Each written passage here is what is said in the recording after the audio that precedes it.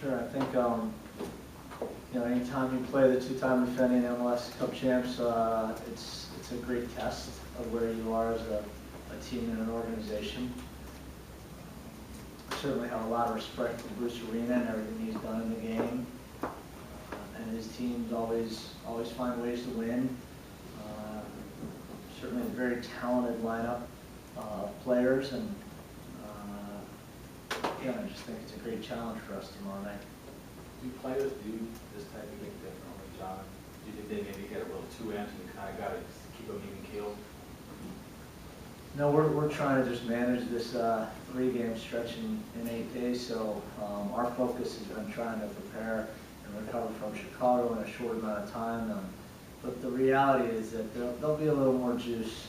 I don't know if it'll be in the legs, but it'll certainly be a little more emotional because there's a little bit more of a spotlight on you for sure.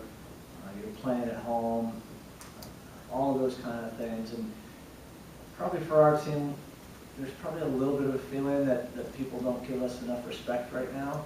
And even when we go and we win games, it doesn't seem like we're getting enough credit for it. So I think having an opportunity to play LA at home is a really good game to try to make a statement.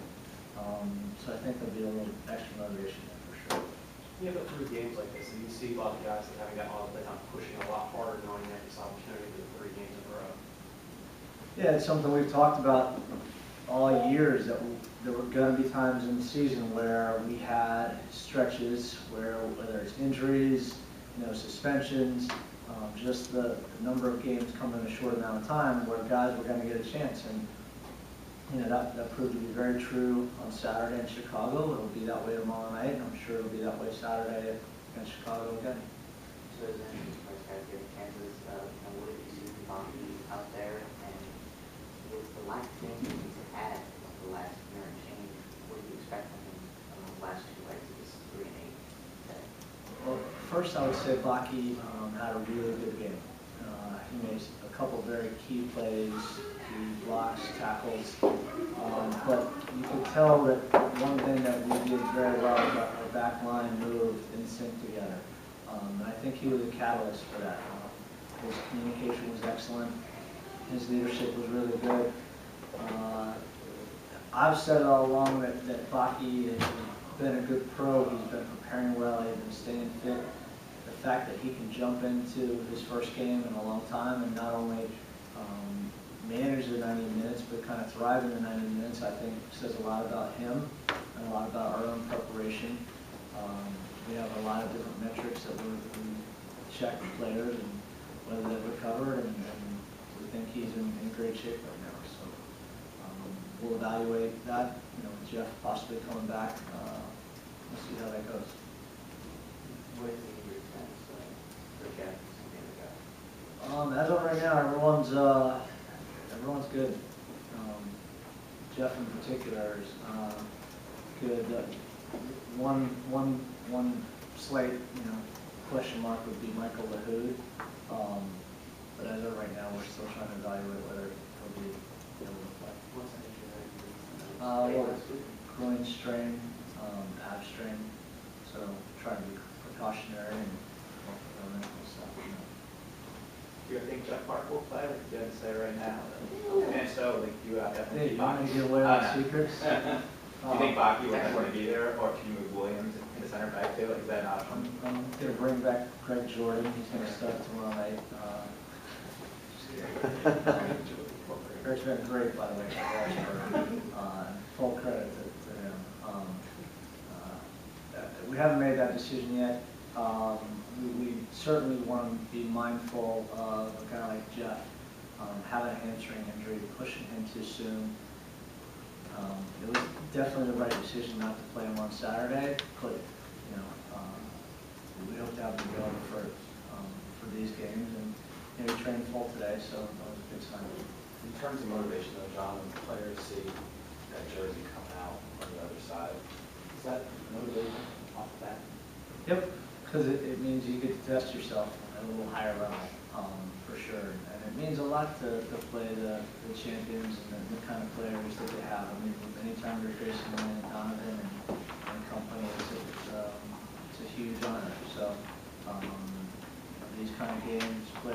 more to it and get a little more juice to it. How big of a measuring stick is it for this team at this point in the season? I mean, win, lose, or draw tomorrow, what is this going to say about these guys? Where they come from?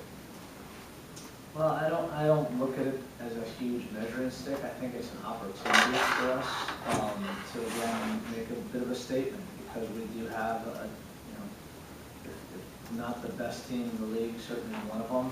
Right now, you know they'll be there at the end of the year. Their goals are always to win the cup, and they have done so the last 2 years. So this kind of game is really important for us. But big picture, we try to keep it all in perspective and take it a game at a time, and know that coming off a Chicago game where we had a good result, felt like we could have played a lot better on the field. It's an opportunity for us to go out there and again, kind of reinforce the things that we feel we need to do well at game in and game out. And certainly we have a lot of areas to improve from Saturday. John, this time last week we talked about some of the changes that might be happening obviously didn't happen last Saturday. When you look at the opportunity tomorrow against a team like LA compared to Saturday against Chicago, what do you look at in terms of opportunities to maybe get some guys in, get some guys rest? How do those offer, how do the situations in each game offer different opportunities to do that? Yeah, it's a great question, but there's a lot of answers to that. In a very simple form, it comes down to individuals. What individual matchups do we think make the most sense for tomorrow? What individuals have recovered from our previous game? Which individuals come back from injury? Guys that are playing really good in training and just deserve their chance now. Trying to figure out the total load of what certain players are at, and that's the thing we're trying to balance. But at the end of the day, you're going to have to try to probably make a few changes here and there, and that does give players opportunities that previously haven't had. Last year you beat this similar type of team, you guys were out in Super Bowl, had a little fire in July. What do you take from that match, carrying on to this match, it's a similar team? Well, I mean, LA was really good in that game, and we fought tremendously hard, and we're very fortunate to pull off a great goal at the end from Michael Farfan. McInerney had a fantastic goal in the first half, totally against the run play. But we're a different team this year. We're in a different situation in all facets, and we want to, I think, make sure that we show everyone that we're as competitive as any team in this league. A player like Jack, when you have a player like Landon coming in and Jack's playing at a high level, is that something that can just push him internally, just have a chance to play against somebody like that? I think for Jack, he'll want to use this game as yet another opportunity to prove that he is playing at such a high level. But I would hope, and I think this is very true of Jack, that he wants our team to be successful, so he's going to do all the little things. We review a lot of video, and one of the most important clips we showed this week was McInerney making a 70-yard run back to defend the Chicago game. So for him, it's an opportunity to prove that he's still a good player, and doing it against players like Landon Donovan, very important. But I think it's more collective on our end to try to make sure that as a team, our players play the best they possibly can, and that we get the result. Can you talk about the challenges for the attack line going against guys like Donovan, McGee, and possibly Keane, especially if Jeff can't go? McGee's on fire. He's got 6 goals this year so far. Keane and Donovan are probably the 2 most difficult guys to play against when they're combining and doing it very well. Their speed of play, the way they read each other, their relationship, it gives teams fits, and certainly that's a big challenge for us because not only do you have to worry about those 2 guys and the quality they bring, but they got other guys that can hurt you as well. So really good test for us tomorrow. Is that difficult to plan for with the way the Galaxy has played so far this season? Maybe you see struggling. So many of these young, really skillful forwards, and they all seem to produce goals. Is that difficult for them? That's a Bruce Arena trait right there. I mean, the guy seems to roll out anybody and they score goals. And so, yes, it is very difficult to plan for. Keane's coming off injury, and We don't know exactly whether he'll play or not, but they have some young guys that have done a great job.